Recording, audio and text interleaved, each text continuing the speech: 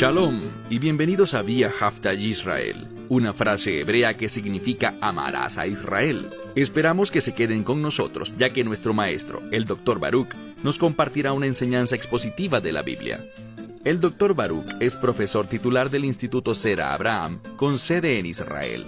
Aunque todos los cursos en el instituto se imparten en hebreo, el Dr. Baruch se complace en compartir esta enseñanza en inglés con doblaje al español. Para más información, visítenos en amarasaisrael.org o descargue nuestra aplicación móvil Mi Estudio Bíblico. Aquí está Baruch y la lección de hoy. ¿Estás estudiando la Biblia correctamente?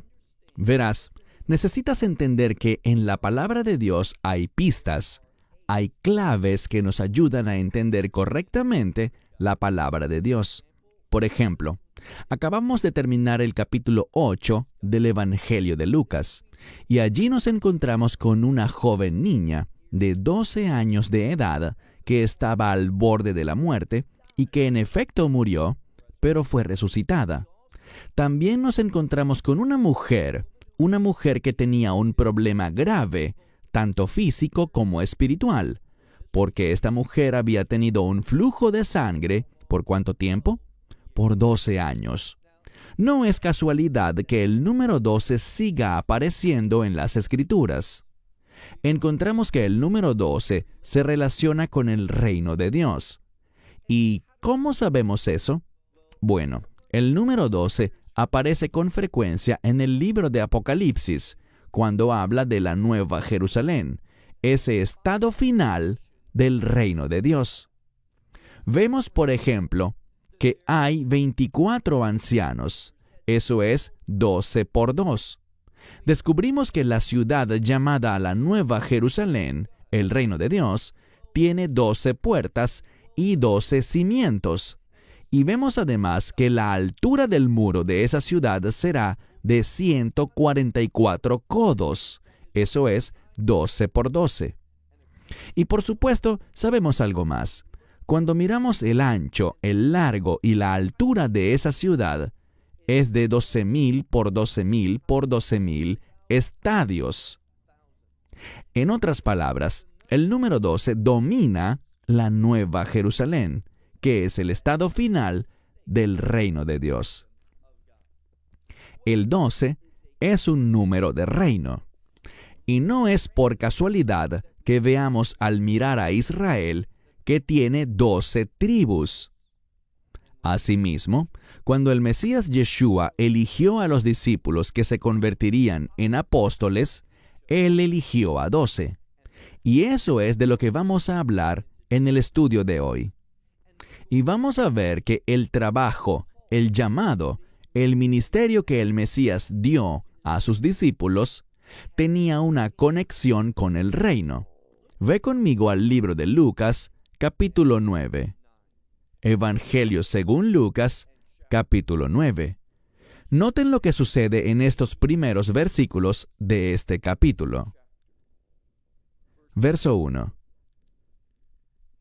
Y, habiendo llamado a sus 12 discípulos, así que el Mesías ahora se está preparando para encargar a estos 12 discípulos, es decir, asignarles una tarea.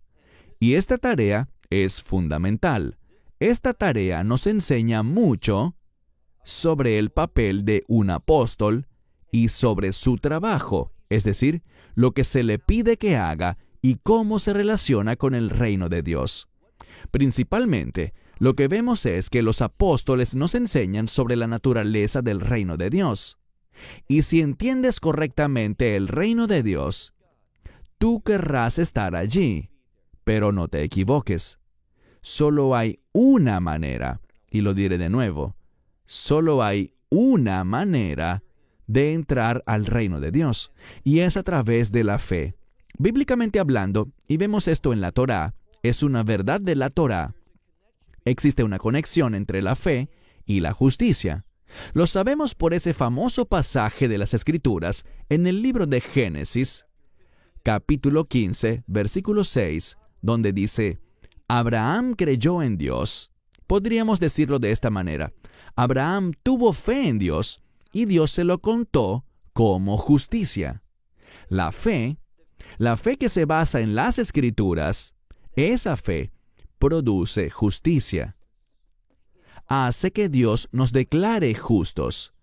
Hace que la misma justicia del Hijo de Dios sea concedida a nosotros, para que cuando Dios nos vea, no vea nuestro pecado, nuestra iniquidad, nuestras transgresiones, sino que solo vea la justicia de su Hijo, que hemos recibido gratuitamente, como resultado de la gracia de Dios derramada sobre nosotros a través del mensaje del Evangelio, ese mensaje de salvación, ese mensaje de victoria. Así que vemos aquí que Yeshua, y estoy hablando de Jesús de Nazaret, Él ha reunido a sus 12 discípulos que, como dije, se convertirán en apóstoles, es decir, que serán enviados, y lo veremos en un momento.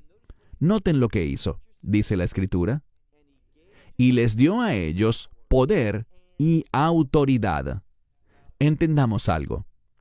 Para estos apóstoles, debido a su relación con el Mesías, al formar parte de los 12 discípulos, tenían un llamado sobre sus vidas, un llamado único, un llamado a, y lo veremos en un momento. Recuerden que el número 12 está conectado al reino. Ellos tenían un llamado, un ministerio para compartir la verdad del reino. Y por cierto, como creyente, tú tienes ese mismo llamado en tu vida, dar testimonio y testificar a otros acerca del reino de Dios. Y vamos a aprender algo muy importante sobre ese reino. Hay quienes van a recibir la verdad del reino y serán bienvenidos en el reino de Dios. Y aprenderemos lo que van a experimentar en ese reino. Pero también hay otros que no van a recibirlo. No le darán la bienvenida a las buenas noticias del reino de Dios. Y ellos serán, como hablamos la semana pasada, ellos serán expulsados afuera del reino. Noten lo que dice aquí. Él les dio poder y autoridad. Dice primero poder, pero con ese poder viene autoridad. Poder y autoridad sobre todos los demonios y enfermedades para sanar. Así que dos cosas muy específicas, poder y autoridad. Un poder y autoridad que deben ser utilizados contra todo lo que está relacionado con el mundo demoníaco. La influencia proviene del maligno, de Satanás. La influencia demoníaca tiene el propósito de causar adversidad en la vida de una persona. Entonces, estos apóstoles, estos 12 discípulos, han sido llamados a salir con un poder que es mayor que el del mundo demoníaco, mayor al que tiene el enemigo de este mundo. Y me refiero al diablo o Satanás. En segundo lugar, también les dio autoridad sobre los demonios. Y también el poder y la autoridad para sanar enfermedades. ¿Y qué vemos aquí? Lo que estamos viendo es la victoria sobre el enemigo y la restauración contra los planes del enemigo. ¿Entiende esto? Las enfermedades y los males físicos y el hecho de que hay una influencia demoníaca en este mundo, una presencia demoníaca, todo vino debido a la obra de Satanás, porque él engañó a la mujer, y el hombre no cumplió su responsabilidad de defender a su esposa. Debido a eso, a que la mujer fue engañada y a que el hombre eludió su responsabilidad, el pecado entró a este mundo con todas las consecuencias del pecado. Todas esas cosas que nos traen dolor, tristeza, problemas y dificultades de todo tipo. Pero aquí están las buenas noticias. A través de la fe en el Evangelio, a través de entrar en esa nueva relación de pacto con el Mesías Yeshua, podemos tener poder para vencer y autoridad contra todo lo que está en contra de los propósitos del reino. Esto es lo que Él nos promete. Así que, poder y autoridad sobre los demonios, sobre todos los demonios, y también este poder y autoridad para sanar enfermedades y dolencias. Mira ahora el verso 2. ¿Qué hizo Él? Bueno, les dije que estos discípulos se convirtieron en apóstoles, y la palabra apóstol simplemente significa uno que es enviado. ¿Y qué hizo Él? Leamos con detenimiento el verso 2. Y los envió. Los envió con una tarea. Esa tarea era proclamar el reino de Dios.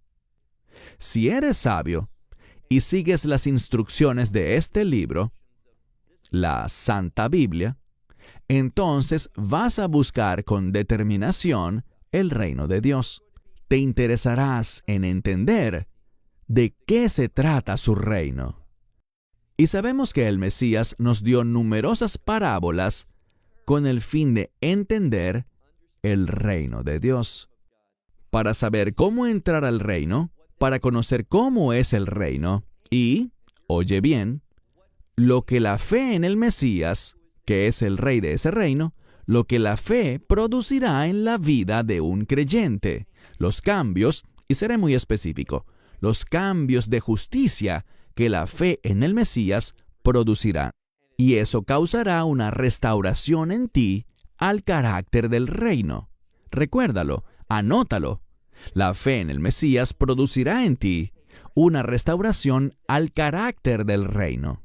En tu hablar, en tus pensamientos, en tus acciones y en cómo lo haces todo, el reino dominará. Y esto es lo que le está enseñando a sus discípulos. Mira de nuevo el verso 2. Y los envió a proclamar el reino de Dios y a sanar enfermedades. Y de nuevo, se repite la palabra sanar con una palabra diferente aquí, por cierto. La primera que se usó habla de algo terapéutico, algo que devuelve a la persona a su estado correcto, a un funcionamiento y operatividad normal. Pero aquí usa otra palabra que simplemente significa poner las cosas en orden, devolverlas a lo que estaban destinadas a ser. Y podemos traducir esto simplemente con la palabra sanar, en este caso, enfermedades y dolencias. Entendamos algo. Las enfermedades y dolencias siempre son consecuencia del pecado. Pero tengamos cuidado porque a veces las enfermedades y dolencias son el resultado del pecado de una persona porque hicieron algo, pero también necesitamos darnos cuenta de que a veces el pecado, de hecho, muchas veces, la razón por la que alguien está enfermo, por la que tiene un malestar, no tiene nada que ver con algún pecado en particular que haya hecho él o alguien más. La razón es que este mundo está manchado con pecado. Es decir, debido al pecado original, enfermedades y males entraron al mundo. Y por circunstancias de la vida nos pueden suceder a todos. Esto significa que si estás en cierto lugar, en cierto momento, te toparás con una enfermedad allí. Alguien está enfermo, alguien es contagioso, y tú contraes esa enfermedad o ese mal. No por algún pecado particular que tú o alguien más haya cometido, sino por el pecado original, porque la enfermedad y las dolencias forman parte del mundo. De la misma manera, debido a ese pecado original, existen otras enfermedades que quizás no contraes porque sean contagiosas, sino simplemente porque están en este mundo. Y hay ciertas cosas que las desencadenan. ¿Qué cosas? Una variedad de cosas. Pero este es el mensaje. A todos se nos ha hecho un llamado a declarar restauración. Yeshua le hizo a estos apóstoles un llamado para salir a proclamar el reino de Dios y a la luz de esa proclamación también sanar enfermedades. Versículo 3. Y les dijo, y esto es lo que a menudo se pasa por alto. Y me refiero a aquellos que, presta atención, a aquellos que tienen ese llamado ese don de sanidad, mira lo que les dice. Pues muchas veces cuando alguien está orando por sanidad y no sucede, esa persona que tiene la autoridad, el líder, el que está orando por ti, quizás te diga, lo que pasa es que debe haber algo malo en tu vida, algún pecado oculto u otra cosa. No, yo diría esto. Lo más probable es que este líder, que ha sido supuestamente llamado para ministrar sanidad, el que tiene el don para sanar, que sea él quien tiene algo mal en su vida. Noten lo que dice la Escritura, y esto es vital que lo entendamos. El Mesías dice a aquellos a quienes envió a sanar, les dice, no lleven para el viaje, no lleven con ustedes una vara para el viaje. Esta vara es como un bastón para apoyarse, y también estos bastones o varas se usaban para protección. ¿Qué está queriendo decir por encima de todo? Confíen en mí, dependan de mí. No pongan su confianza en su bastón, en lo que tienen a la mano. Así que Él les da esa orden, y es justo eso, un mandamiento. Vayan adelante proclamando el reino de Dios y no se lleven nada. Noten lo que dice. No lleven bastón ni un saco. Algunos dirían que este saco es para transportar posesiones o para llevar dinero. No recojan dinero, no tengan algo que les permita acumular riquezas a través de este ministerio. Ese no es su llamado. Y no lleven pan. Así que no lleven provisiones normales. ¿Por qué? Mientras caminas con el Mesías, mientras estás ministrando gratuitamente, oye bien, gratuitamente, mientras haces eso, Dios se encargará de tus necesidades. No de tus deseos, no de esta búsqueda por abundancia, sino de tus necesidades. Así que dice, no lleves bastón, no lleven saco o bolsa de dinero, no lleven pan, ni dinero, ni dejen que alguno de ustedes, noten lo que dice, tome 2 túnicas, solo una. Ahora, ¿por qué les dice todo esto? Bueno, es interesante lo que muchos estudiosos opinan. ¿Recuerdan a los hijos de Israel en el desierto? Dice la Biblia que sus vestiduras no se desgastaron. Eso fue algo milagroso. Tampoco sus pies se hincharon. Viajaron en ese desierto por tantos años, en condiciones extremas, y en cuanto a su ropa, solo tenían un juego, pero su ropa permaneció. No sufrió lo que llamamos en hebreo blai, es decir, deterioro y desgaste, porque lo que se les llamó a hacer en ese desierto, en ese lugar tan difícil, era confiar, depender y creer en Dios. Y todo el tiempo durante ese viaje, atravesando ese desierto por 40 años, Dios proveyó, y proveyó sobrenaturalmente. Lo que les está diciendo a estos apóstoles es, hagan lo mismo, confíen totalmente en mí. No lleven bastón, elementos de protección. No lleven bolsa de dinero para que puedan hacerse ricos. No lleven pan, ustedes recibirán provisión. No lleven dinero, no se preocupen por cosas en que depender, ni por efectivo, sino que en cambio les dice que confíen en Él. Solo lleven un cambio de ropa, lo que tienen puesto. Y luego, finalmente, mira el versículo 4. Y en cualquier casa donde entren, allí se quedarán. He compartido antes, en otro de los evangelios, a qué se debía esto. Para que estos apóstoles pudieran ejercer una gran influencia en esa familia, y que esa familia, luego de que los apóstoles se fueran, manifieste un cambio. Así que los apóstoles, estos 12 discípulos, ellos, y presumiblemente no todos los 12 se quedarían en una misma casa, se dispersarían en varias casas, viajarían por distintas aldeas. No iban necesariamente todos juntos, sino que se dividieron en grupos de 2 en 2. ¿Y qué sabemos? que pudieron haber ejercido una gran influencia sobre el hombre de cada casa, sobre su esposa, sobre los niños, y esos hogares podrían convertirse en centros de renovación espiritual. O lo diré de otra manera.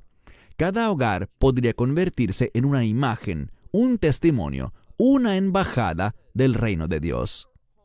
Así que dice, y en cualquier casa en la que entren, quédense allí, y desde allí salgan, y a cualquiera que no los reciba, ¿no es interesante? Habrá quienes no recibirán a los representantes del reino de Dios.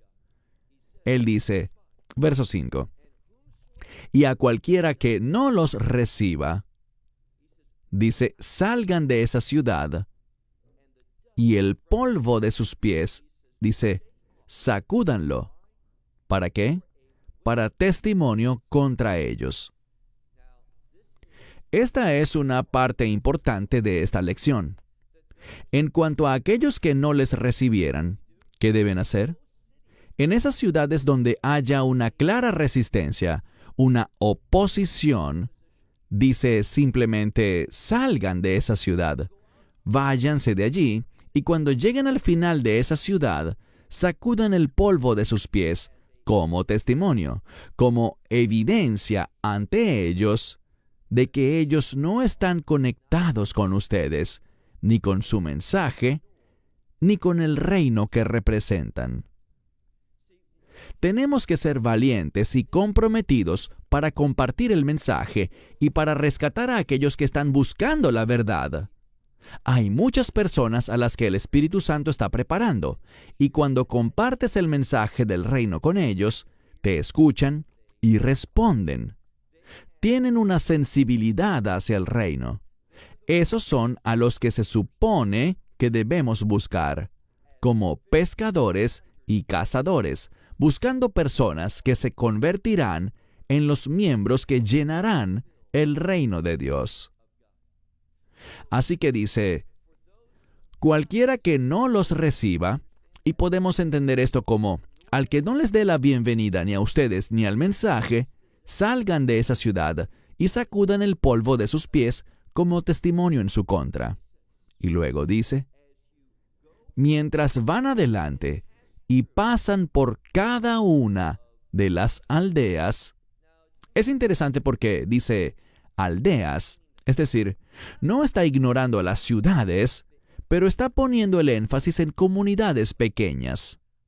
Obviamente, irán también a grandes ciudades como Jerusalén, Beerseba, Siquem, ciudades más grandes. Pero también no se olviden de los pequeños pueblos. No se olviden de esos lugares que a menudo ni siquiera tienen un nombre. Dios se preocupa por todas las personas. Dios está buscando a todas las personas. Su mensaje es un mensaje para todas las personas. Así que es muy significativo que veamos no el término ciudad, sí lo vimos anteriormente en el texto cuando leíamos, por ejemplo, ese pasaje de las Escrituras en el verso anterior, el verso 5. Pero al llegar al verso 6, hay un cambio a las aldeas. ¿Y qué se supone que deben hacer? Noten que encontramos allí una palabra de la que obtenemos el término en español para evangelizar. Y esa palabra evangelizar tiene que ver con proclamar buenas noticias. Ahora, incluye una palabra para buenas noticias y el término bueno se relaciona con la voluntad de Dios. Esto es importante porque nos dice que aquellos que son candidatos para el reino de Dios tienen inherentemente el deseo de cumplir la voluntad de Dios. ¿Es en eso en lo que está arraigada tu fe? ¿Aceptaste el Evangelio porque te interesa el reino de Dios y cumplir la voluntad de Dios? Aquellos que han nacido de nuevo, aquellos que han sido regenerados y se convierten en ese nuevo ser, van a tener un compromiso. Lo diré de una forma más fuerte. Van a tener pasión por la voluntad de Dios. Y una de las cosas por las que esas personas van a orar, ellas orarán por discernimiento, para que a medida que avanzan en la vida, a medida que caminan por este mundo, yendo de una serie de circunstancias y situaciones a otra, ellas querrán saber cuál es la voluntad de Dios para este asunto, para esta situación. Ellas tendrán sensibilidad, compromiso y pasión por la voluntad de Dios. Si tu vida de oración trata solo de hacer que Dios haga tu voluntad, tienes un serio problema espiritual. No has entendido las buenas noticias del Evangelio. Noten lo que dice, y lo dice por una razón. Concluyamos. Dice, salgan y vayan por cada una de las aldeas, proclamando las buenas nuevas y sanando en todo lugar. Esa sanidad es sinónimo de restauración. Habla sobre las buenas noticias que ponen las cosas en orden. Te haré una pregunta. ¿Quieres tener el orden de Dios en tu vida? De eso es de lo que se trata. En eso es en lo que un verdadero discípulo está interesado. Por eso es por lo que está orando. Es con lo que está comprometido. Su enfoque está en la restauración a la voluntad de Dios. Su anhelo es el orden de Dios, los propósitos de Dios y los planes de Dios para su vida. Y así es como esta persona ora. Dios, enséñame tu voluntad para que me someta a ella y ayúdame a someterme a tus planes y propósitos. Esta restauración de reino, siempre está conectada con la voluntad de Dios. Así que, examina tu vida de oración. ¿Eres realmente alguien que está orando para desempeñar un papel con total fidelidad, agradando plenamente a Dios, sirviéndolo y cumpliendo su voluntad para tu vida, y siendo influencia en la vida de otras personas, para que también ellos puedan experimentar la voluntad de Dios? Hay una relación inherente entre el Evangelio, el reino y la voluntad de Dios. Y solo cuando lo entendemos y nos comprometemos con esto, entonces y solo entonces seremos individuos que experimentan esa unción del Espíritu Santo que nos guía, nos dirige, nos capacita y nos da su perspectiva para ver las cosas de la manera correcta, es decir, entendiendo cuál es verdaderamente su voluntad. Esperamos que te hayas edificado con el mensaje de hoy y lo compartas con otros. Te invitamos a seguir nuestros estudios cada semana por este canal y por el portal de YouTube de Amarás a Israel.